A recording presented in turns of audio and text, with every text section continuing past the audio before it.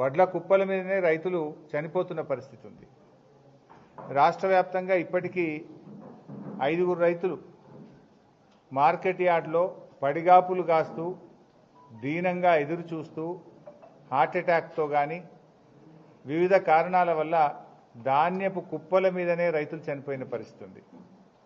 April 15 Jagtial జిల్లా కతలాపూర్ గ్రామంలో జలపతి రెడ్డి అనే రైతు మార్కెట్ యార్డ్లోనే చనిపోవడం జరిగింది.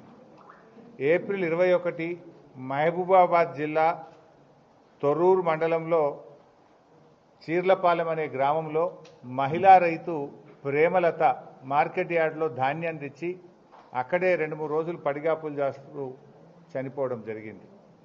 ఏప్రిల్ 26 సిద్దిపేట జిల్లా చేర్యాల మండలంలో ఆకునూరు గ్రామంలో హనుమయ్య అనే రైతు వడ్ల కుప్ప మీదనే ఆకునూరు గ్రామం చేర్యాల మండలం సిద్దిపేట జిల్లాలో చనిపోవడం జరిగింది.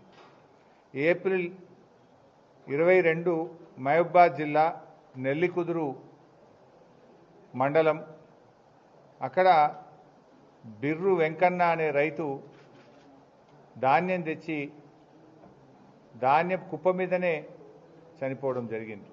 ఇట్లా చాలామంది రైతులు, అంటే ఇవి నిజంగా ఇవి నార్మల్ డెత్స్ కావు, ప్రభుత్వ నిర్లక్ష్యం వల్ల జరిగినటువంటి చావులు.